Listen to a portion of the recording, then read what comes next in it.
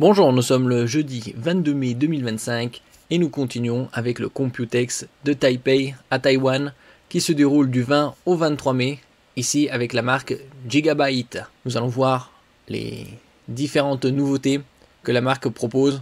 Il y a beaucoup de produits pour les infrastructures. Nous, on va s'intéresser principalement au Personalized AI, c'est-à-dire tout ce qui est grand public. N'oubliez pas de vous abonner pour plus de news sur le monde de la high-tech ainsi que les bons plans, également sur mon Twitter et en description sous toutes mes vidéos. Vous pouvez les retrouver dans mes playlists. Donc beaucoup d'infrastructures, et on voit souvent ici AI, et donc c'est Artificial Intelligence, puisque toutes les entreprises, que ce soit du hardware ou du software, tout ce qui est matériel et logiciel, ils se concentrent à fond sur ce Eldorado qui est très prometteur.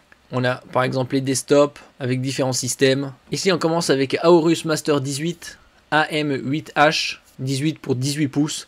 De plus en plus de marques font des laptops gaming avec des diagonales imposantes. Précédemment, il y a des années, c'était très rare de trouver du 18 pouces. En ce qui concerne ce laptop gaming, la matrice ici est rétroéclairée avec des mini LED. Ça aussi c'est élitiste, puisqu'on peut trouver quelques PC portables gaming avec des matrices LCD avec rétroéclairage mini LED, mais c'est très onéreux, c'est plus de 3500-4000 euros. Donc ici c'est bien évidemment sous Windows 11 Pro ou Home. En ce qui concerne le CPU, ce sera du Intel Core Ultra 9 275HX, donc le très haut de gamme de chez Intel. Différentes déclinaisons de RTX 50, une puissance de 270 watts en ce qui concerne la dissipation avec les refroidisseurs, la ventilation. 99 Wh pour la capacité de la batterie, puisque la limite transportable en avion par exemple, c'est de 99,9 Wh. Ici on voit Power Delivery 3.0 via USB-C et la charge. Et Thunderbolt 5, la toute dernière norme. Le Wi-Fi 7, également la dernière norme. Et en ce qui concerne le taux de rafraîchissement, c'est 240 Hz. Donc très élevé. On va voir un peu plus d'infos. Ça va jusqu'au RTX 5090, donc 24 Go de GDDR7 VRAM. Et la puissance du GPU est jusqu'à 175 watts. Bien évidemment, ils ne peuvent pas aller au-delà, puisque il faut que ce soit refroidi. Et donc après, à un certain moment, ça devient trop bruyant. En ce qui concerne ce CPU Intel Ultra, ça va jusqu'au 275. Après, il y aura bien évidemment différentes déclinaisons. Et le 275HX a 24 cœurs et un boost jusqu'à 5,4 GHz. Donc très élevé, on trouve de plus en plus de CPU avec plus de 16 cœurs. Bon, bien évidemment, ça va coûter une certaine somme. Ce genre avec une 5090, tout au max, ce sera au moins 5-6 000 euros. On peut déjà trouver des modèles avec des 5090 chez d'autres marques. Donc ici, la puissance 270 watts, 95 au niveau du CPU, 175 GPU au maximum.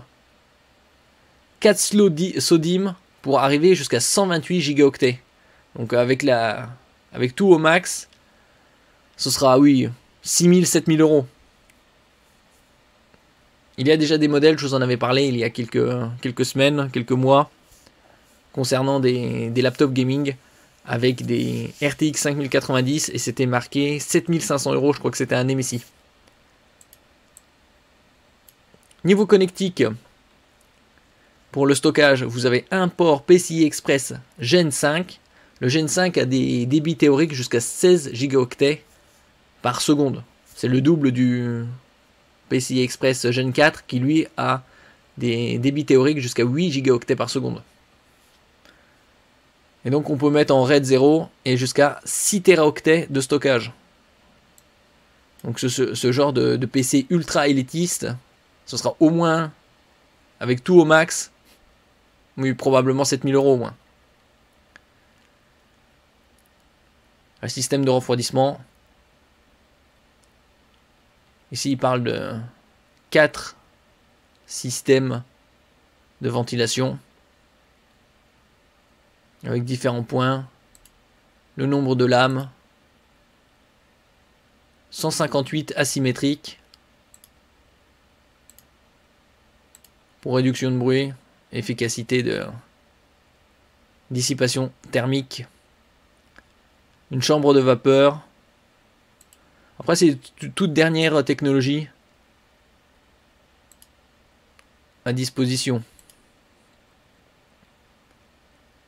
La 18 pouces mini LED. Donc pour une image ultra lumineuse, comme sur les téléviseurs. Donc on pourra avoir du HDR au 1000, 1200. 1000 c'est quasi certain. Et on voit ici l'ultra fin, 3 mm de bordure sur le côté. Donc le format 16 dixièmes, comme je le disais précédemment dans d'autres vidéos, on retrouve de plus en plus le format 16 dixièmes. Dans tous les laptops gaming que j'ai présentés, c'est la très grande majorité. Voilà, il n'y a que ça. 2560 par 1600, 240 Hz. Et le pic lumineux 1200. J'avais dit au moins 1000. Là, comme c'est marqué certifié display HDR 1000. Le Nvidia G-Sync. C'est calibré Paint One. Donc pour une exactitude des couleurs. Couverture 100% DCP3. Donc aussi bien pour le gaming que pour les films.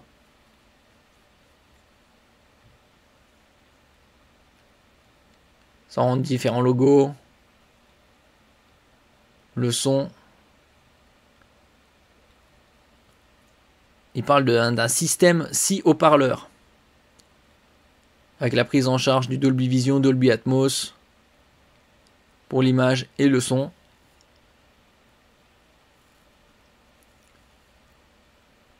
En ce qui concerne le Dolby Atmos, il parle ici de système virtuel 5.1.2, simulation.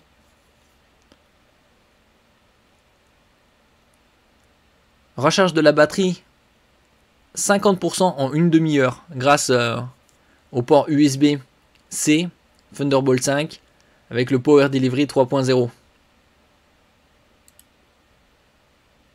Au niveau de la webcam, on a du Full HD, c'est assez étonnant. Au vu des perfs, ils auraient pu mettre du QHD. Windows Hello, IR caméra pour infrarouge, donc reconnaissance faciale. Le Wi-Fi 7. Après, est-ce que ce sera cette norme-là? Puisqu'il y a différents paliers de Wi-Fi 7. Au maximum, ça va jusqu'à 46 gigabits par seconde. Il le compare au Wi-Fi 6 qui est sorti en 2019. Alors niveau connectique, 2 USB 3.2 Gen 2 type A, donc rectangulaire classique, avec des débits de 10 gigabits par seconde. Un USB type C, oblong, multifonction, puisqu'il y a DisplayPort 1.4, vous pouvez connecter un moniteur externe. Power Delivery pour la charge, et c'est du Thunderbolt 4. Vous avez également un lecteur de carte SD, une prise 3,5 mm audio combo, c'est-à-dire casse micro. La prise d'alimentation, un RJ45, précise pas si c'est 1 gigabit, probablement du 2,5, ce serait étonnant, mais qui propose du 1 gigabit simple. Un autre USB 3.2 Gen 2 type A et un USB type C Thunderbolt 5, comme on peut le voir, DisplayPort 2.1. Donc on peut connecter 3 moniteurs externes via le HDMI et les 2 Thunderbolt.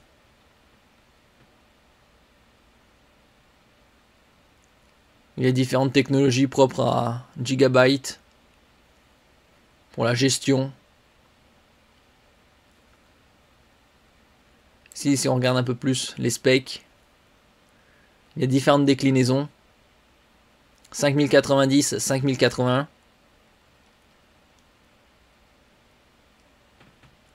Et sinon, tout le reste est identique.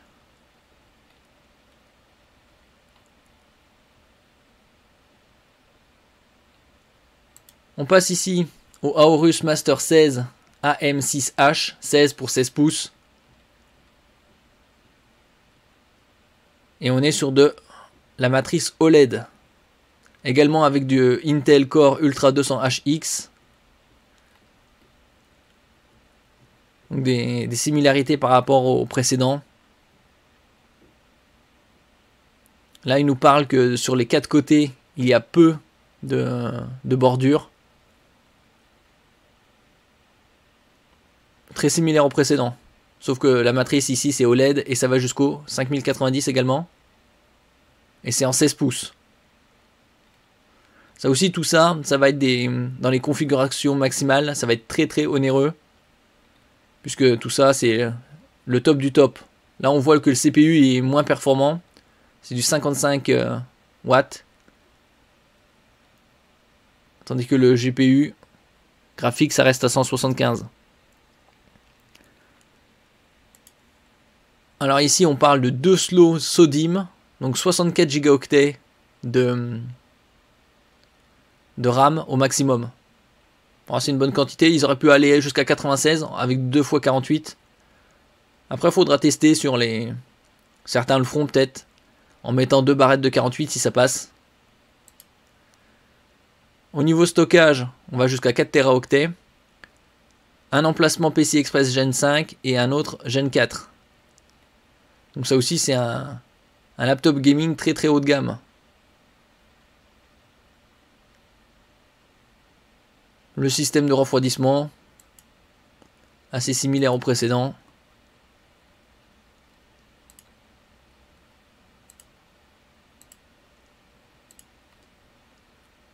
Donc là, on voit 16 pouces OLED. On va avoir un peu plus d'informations ici. 3 mm de bordure également. Un Core 16 dixièmes. La même définition que le précédent. 2560 par 1600, 240 Hz. Et ici, un niveau de luminosité moindre. 500 nits. Il est également certifié VESA Clear MR 10000. Pour une meilleure netteté des images. Pentone validé, donc c'est-à-dire la calibration, et également low blue light pour éliminer la lumière bleue nocive à l'œil humain. Et également Nvidia G-Sync, tout est normal. Système audio, là ici c'est 4 haut-parleurs, puisqu'il est bien moins grand que le 18 pouces. Dolby Vision, Dolby Atmos, très similaire au niveau des specs. Également les mêmes fonctions au niveau de la batterie et recharge. Également la même webcam Full HD. C'est quand même assez étonnant, comme je disais précédemment, qu'ils mettent une webcam Full HD alors qu'ils pourraient mettre une QHD. Au niveau de la connectique, USB 3.2 Gen 2 type A, Thunderbolt 4, également multifonction, micro SD ici. C'est pas un lecteur de carte SD. 3.5 mm audio combo, RJ45, HDMI 2.1, USB 3.2 Gen 2, un autre, et Thunderbolt 5, multifonction également.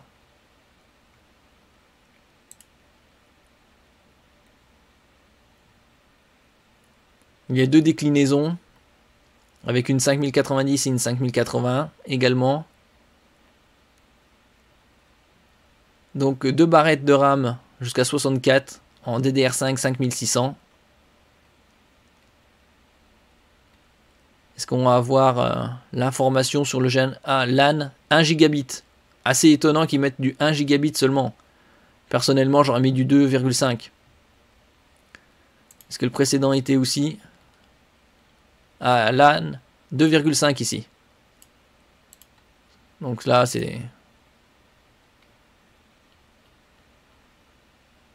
Sur le 16, ils auraient pu faire mieux sur certains détails. Ici, on passe au Gigabyte Aero X16, encore pour 16 pouces, avec Copilot Plus. Voilà, différentes déclinaisons de couleurs. L'année dernière, un quart des laptops vendus étaient certifiés Copilot Plus. Cette année, ce sera au moins du 80 voire 90%. Donc ici on a du CPU Ryzen AI 9 HX370.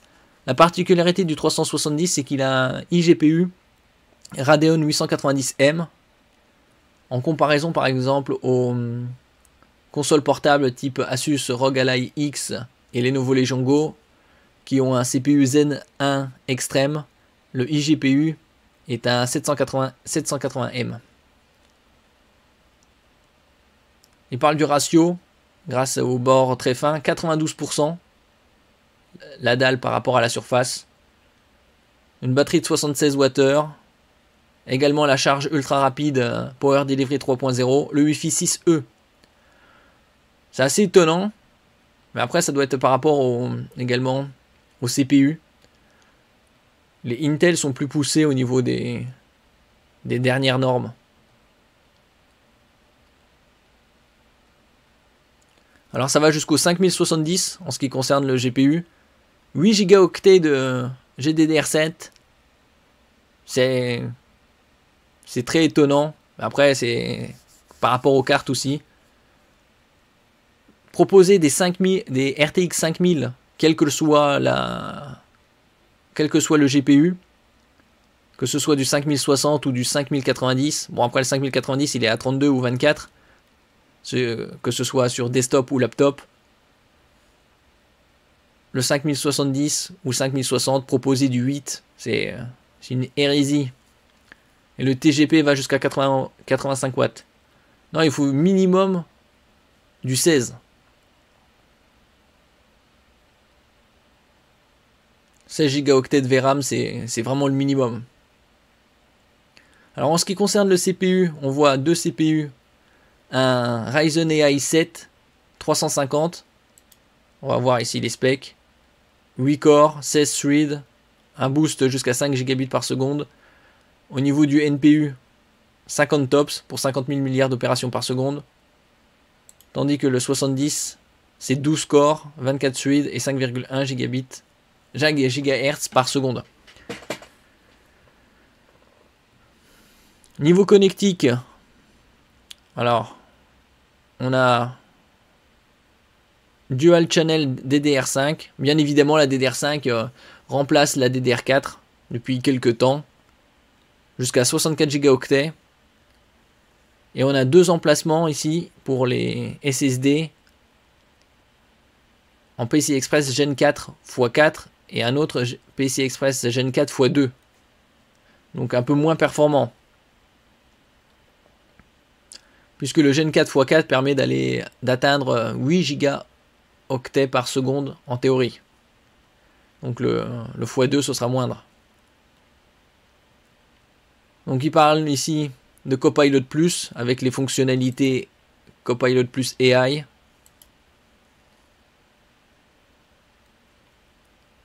C'est surtout, comme toujours, beaucoup axé sur l'intelligence artificielle. On voit ici AI Power, Performance, Cooling, Audio, Voice, Privacy.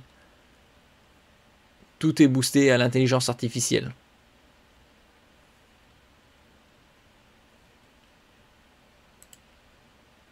Donc après, c'est pas étonnant puisqu'ils investissent des dizaines de milliards et tout combiné, c'est des centaines et des centaines de milliards. Là ici, on parle d'une couverture 92%, 16 pouces IPS. Alors un corps du 16 dixième, 165 Hz, 2560 par 1600. Adaptative Sync. Paint One validé, ça veut dire que les couleurs sont réalistes. Précision des couleurs, calibrage, également la protection des yeux contre la lumière bleue. Alors ici on a Space Gray au niveau du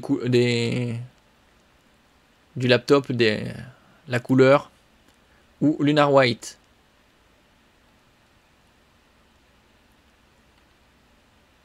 Également rétroéclairage. Si. Donc c'est juste un bandeau. 16,7 mm d'épaisseur, 1,9 kg sur la balance. Donc ultra léger par rapport à ce que c'est. Les touches légèrement incurvées comme on peut le voir. Pour une meilleure saisie. Un système de switch pour réduire le bruit. En dessous de 30 décibels.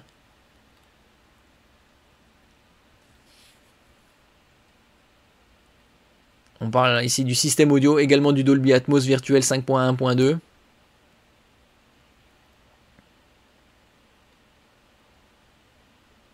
Donc de très haut niveau. Alors ici on va voir la batterie, de quoi il nous parle.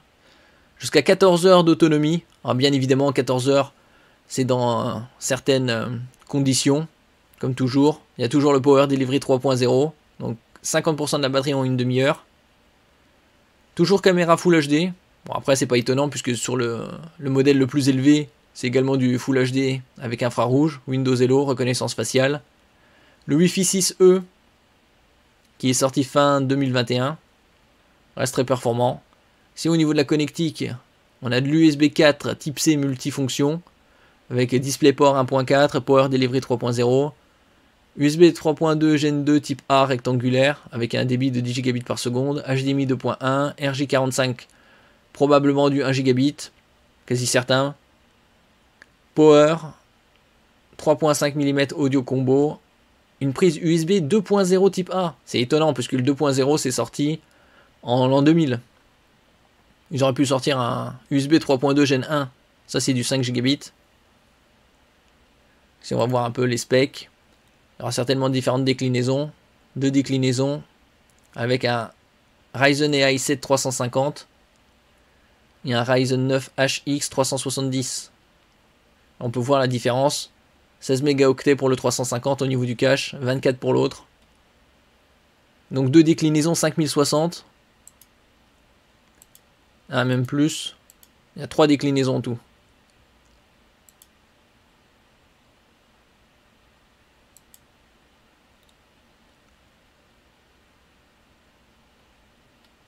Pas mal d'informations ici. RJ45. 1 gigabit comme je disais.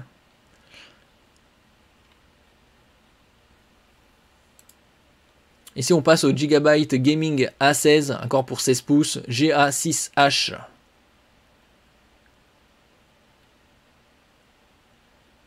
Donc, également avec Windows 11 Pro ou Home. La CPU toujours du Intel là, avec du i7 13620H. Donc là ça date un peu puisque c'est de 13e génération, ça doit dater de déjà 2 ans. Avec une bonne batterie, toujours du Power Delivery 3.0, Wi-Fi 6E et encore très peu de cadres. On va voir toutes les déclinaisons. Ça va jusqu'au 5070 en ce qui concerne la RTX. Et ici le TGP est de 80 watts. L'autre c'était 85. Toujours avec les toutes dernières nouveautés de Nvidia. Alors c'est le i7 13620H à 10 cœurs. Et son boost c'est 4,9 GHz. Si on va voir encore également la RAM, DDR5 jusqu'à 64 Go. Après ceux qui pourront avoir ceux qui testeront pourront probablement tester s'ils peuvent mettre du 2x48 pour arriver à 96. Parce que sur certains PC on peut avoir des emplacements et ils disent 32 Go et d'autres mettent justement 2x32 pour arriver à 64 et ça passe. Là, double PCI Express 4.0. Là, c'est mieux que le précédent, puisque là, on a du PCI Express Gen 4 x4. Pour profiter au mieux. Donc 4 Teraoctets au maximum. Faut voir aussi, ils disent au maximum, on peut mettre 2x2. Est-ce que ce sera possible de mettre du 2x4 Système de refroidissement identique au précédent. 16 pouces IPS, là c'est du LCD. Également 16 dixièmes. Comme je disais précédemment, on retrouve que du 16 dixièmes partout.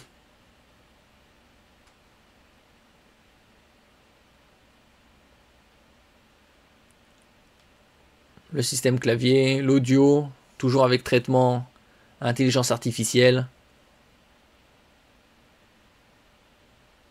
Donc similaire au précédent, batterie 76 Wh, 14 heures d'autonomie maximale, Power Delivery 3.0, également webcam Full HD, Windows Hello infrarouge, Wi-Fi 6E. Si on passe à la connectique, donc ça c'est le bouton 1, c'est la prise 1 pour l'alimentation Power, RJ45 sûrement du 1 Gb, HDMI 2.1, USB 3.2 Gen 1 type A, rectangulaire, USB 3.2 Gen 1 multifonction type C. Vous pourrez connecter également un moniteur externe. Donc vous pourrez connecter 2 moniteurs externes avec le HDMI 2.1 et l'USB-C. Et de l'autre côté, vous avez le 6 USB 3.2 Gen 1 type A, 7 USB 2.0. C'est assez étonnant qu'ils mettent encore du 2.0.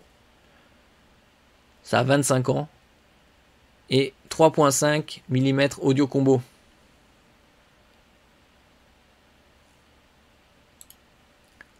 Alors ici, il s'agit de Aorus GeForce RTX 5090 Extreme Water Force, donc refroidissement liquide, 32 Go de VRAM.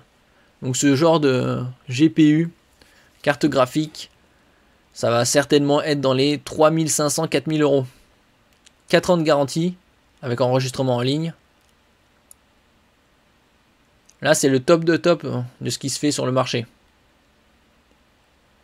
Quelques informations par-ci par-là. Pour de meilleures performances au niveau du refroidissement.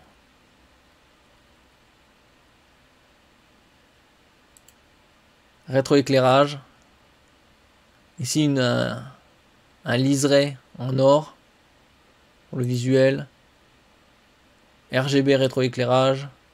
Également sur le bord. Bon, après, c'est l'esthétique. 16,7 millions de couleurs. Bon. Vous pouvez s'en douter. L'alimentation. Ici, il parle également d'autres alimentations. Modulaires.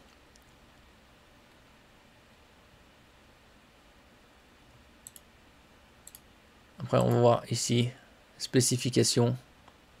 Voilà, les specs. 2407 MHz en boost 2655.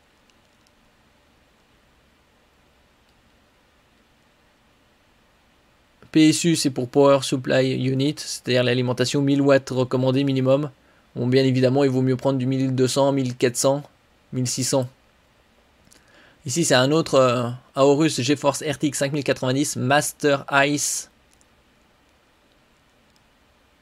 Donc là, c'est un refroidissement plus classique avec des ventilations, contrairement au précédent. Donc pas mal d'informations, c'est des nouveautés. Après la disponibilité et les prix, tout ça, ça va coûter bien plus de 3000 euros. Surtout le refroidisseur liquide, ce modèle-là, ce sera certainement dans les 4000.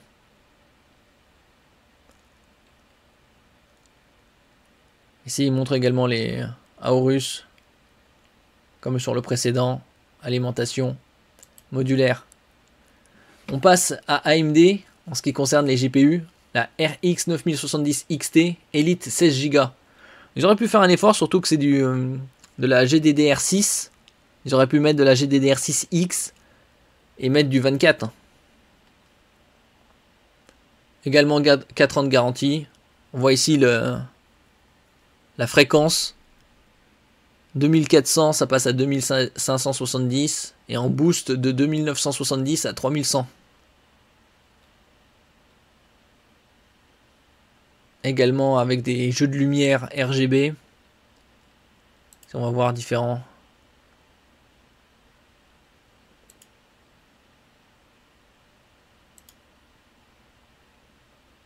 C'est leur vidéo de présentation. Donc la RX 9070 XT Elite est une alternative à la 5070 de Nvidia. Pas mal de systèmes, nouveautés. Après, c'est surtout esthétique. Et quelques boosts au niveau des fréquences.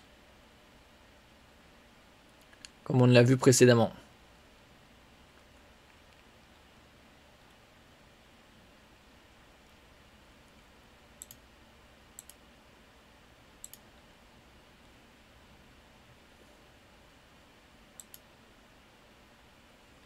Donc ça, c'est les specs de la RX 9070 XT.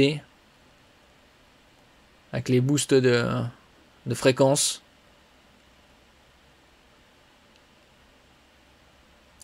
Il recommande une 850 watts. Bon, après, c'est recommandé, donc c'est le minimum vraiment.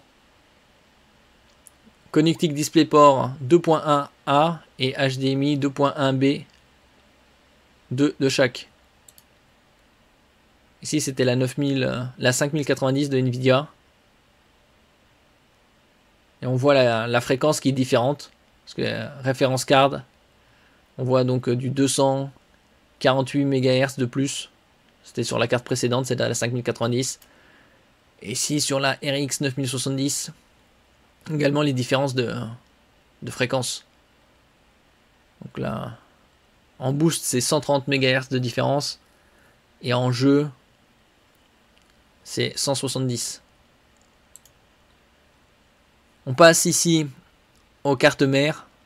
X870E Aorus Extreme AI, toujours avec Artificial Intelligence. Ici, c'est pour le socket AM5, donc de AMD. Pour tout ce qui est série 7000, 8000, 9000. Et la DDR5 overclock jusqu'à 8800 millions de transferts par seconde. On a une connectique très riche. 4 slow M.2 pour les SSD. Également en PCI Express 5.0 et 4. Double LAN 10 gigabits par seconde, Wi-Fi 7. Ça aussi c'est un produit qui a reçu le prix de Red Dot Winner 2025 niveau design. Ça c'est toute la connectique. Un peu plus en détail. 4 slow DIMM. Donc on peut monter probablement à 4x32. Ici il y a un port PCI Express 5.0 et 3 ports PCI Express 4.0 pour les SSD.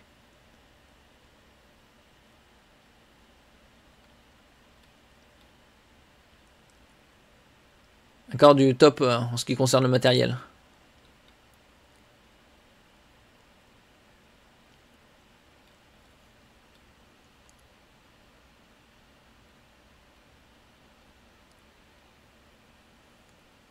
Là c'est la connectique de la carte. On voit du HDMI 2.1, USB-C,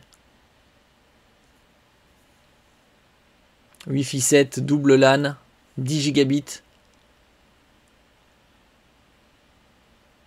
Si on peut voir plus de connectique.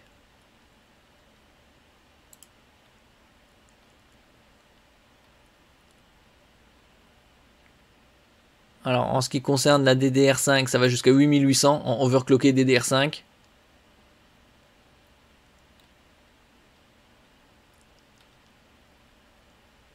Pas mal d'informations ici.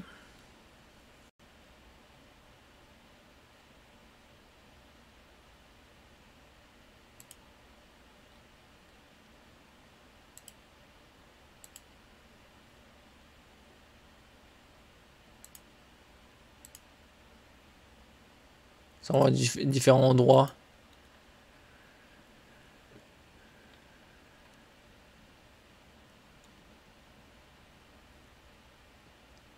Les technologies employées pour cette carte. Réduction de la température de 10% grâce au nanocarbone.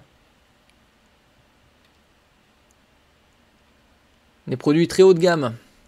Si on va voir directement les specs.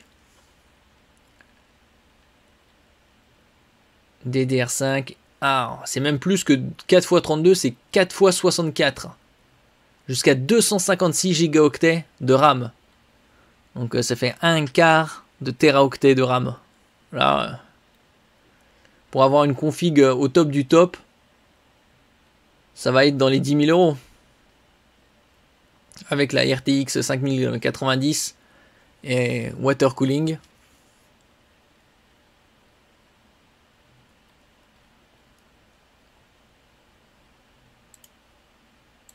Ici on passe à la Z890 Aorus Extreme AI Top. Encore une autre carte mère. Ici il s'agit de Intel Core Ultra série 2. 2 ports PCI Express 5.0. Dual Thunderbolt 5 et Thunderbolt 4. Dual Ethernet 10 gigabits, Wi-Fi 7. 4 emplacements pour la DDR5. Ça aussi un produit très haut de gamme. Également le prix Red Dot Winner 2025. Ça on voit le design de la carte ici. Très similaire au précédent, sauf que ici c'est du Intel.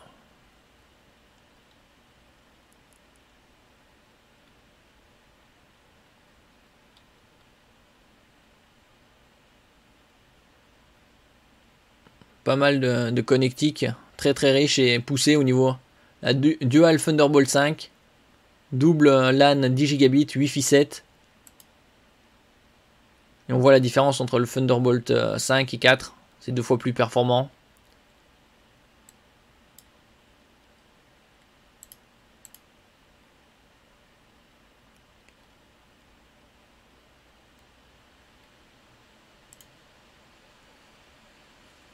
Ah, ici, la DDR5 avec overclocké va jusqu'à 9500 millions de transferts par seconde.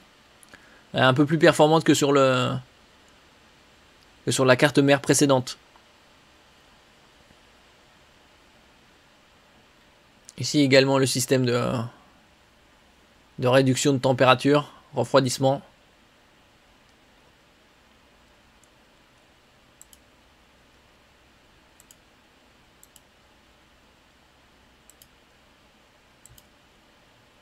Donc ici c'est le Wi-Fi. Easy Latch Design. Pour facilement, pas besoin de vis comme on peut le voir.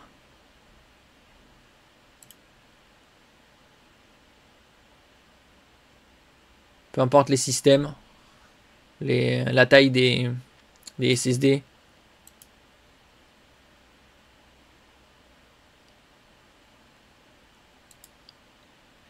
Des systèmes très bien pensés. Également la réduction. Température ici. Avec autre système de connexion.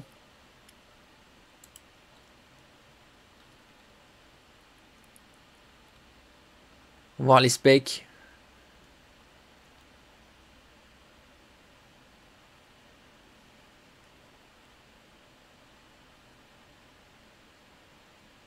Donc du Intel, comme je disais précédemment, avec un DDR5 jusqu'à 9500 en overclocké. Les dernières connectiques, dernières normes.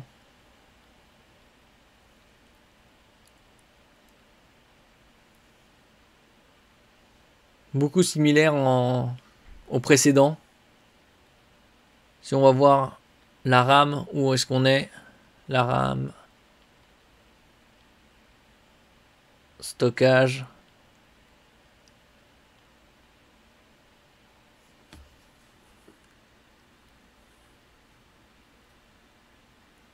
Également du 256 Go. Donc 4 x 64.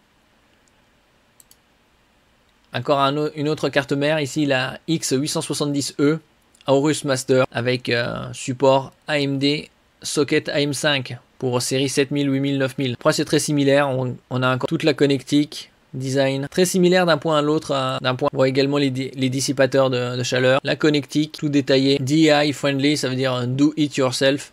Faites-le vous-même, parce que tout est simplifié. Donc ici on peut voir, et on pouvait voir également overview, les points de vue sur les cartes mères précédentes, avec les connectiques ici, ou les autres points de facilité. Pareil pour celui-là, également thermal. Beaucoup de points communs. Après c'est quelques connectiques de différents. Donc on verra encore des similitudes, DDR5, ici à 8600 millions de transferts par seconde. Donc là c'est pour du haut de gamme, très haut de gamme. Là c'est des super cartes mères. On voit ici double USB 4, Wi-Fi 7. En ce qui concerne le LAN, ici c'est du 5 Gigabit. Bon, ça reste très performant. Si on a différents points sur l'intérieur, on voit un peu les specs. Donc on voit les séries 7000, 8000, 9000 pour AMD. Ici également 256 Go de support, DDR5 jusqu'à 8600 millions de transferts par seconde en overclock. Très haute performance. Si toute la connectique, les détails, vous pourrez retrouver tout ça en description. Alors ici, ça s'affiche pas. C'est un moniteur FO32 pour 32 pouces.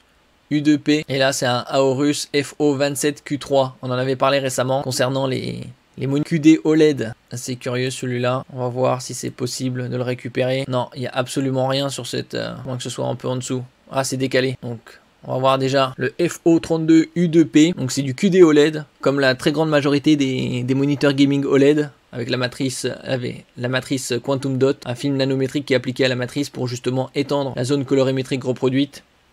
Display HDR4 True Black 400 pour au niveau de luminosité. La dernière connectique DisplayPort 2.1, définition UHD 4K, c'est-à-dire 3840 par 2160, 240 Hz, KVM, 3 ans de garantie. Et donc toujours avec les technologies Quantum Dot, on a 99% de la couverture DCP3, matrice 10 bits, donc 1,07 milliard de couleurs, AMD FreeSync Premium Pro, le top du top, Clear MR 13000 pour la netteté des images.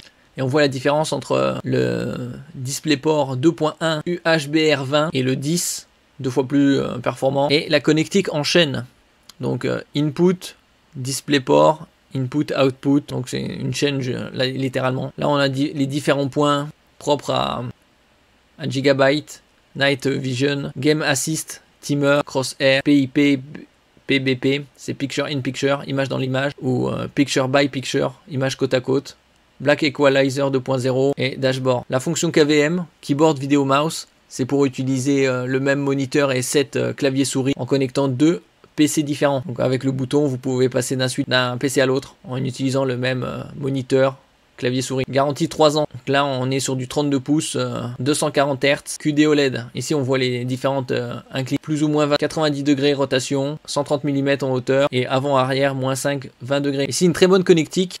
Alors, on a deux HDMI 2.1, un DisplayPort 2.1 UHBR20, un mini DisplayPort 2.1 UHBR20, un DisplayPort 1.4 sorti, USB type C avec DisplayPort, la fonction DisplayPort, une prise micro, une prise casque, un port USB type B carré, upstream, deux ports USB type A rectangulaire et la prise d'alimentation. Là on est sur du haut de gamme, très haut de gamme, et donc ce sera probablement, vu la connectique, au moins 1000 €. Et on passe au dernier ici, le Aorus FO27 Q3, 27 pour 27 pouces. C'est également du QD OLED, Clear MR 13000, display HDR True Black 400, très similaire au précédent, avec une définition QHD, c'est-à-dire 2560 par 1440. Garantie 3 ans, KVM, 360 Hz ici, donc probablement dans les 700 €. Et comme c'est du QD OLED, vous avez un temps de réponse ultra rapide, 0,03 millisecondes ou 30 microsecondes, 360 Hz, également AMD FreeSync Premium Pro. La prise en charge des consoles, comme on peut le voir ici, que ce soit du Full HD, du QHD ou du UHD, 120 Hz. Xbox Series X, PS5 via le HDMI 2.1. Après ici la définition c'est du QHD. Les mêmes fonctions propres à Gigabyte, Night Vision, Game Assist, Black Equalizer 2.0, Dashboard. Tout le reste est similaire au niveau des softwares. KVM, Gigabyte contre, également garantie 3 ans. Ici l'ajustement est identique au précédent. Et une très bonne connectique. On voit deux HDMI 2.1, un DisplayPort 1.4, un USB type C avec fonction DisplayPort, une prise micro, une prise headphone, c'est-à-dire casque, un autre USB type B, upstream, deux USB type A rectangulaire classique et la prise d'alimentation. Merci pour votre écoute et à la prochaine.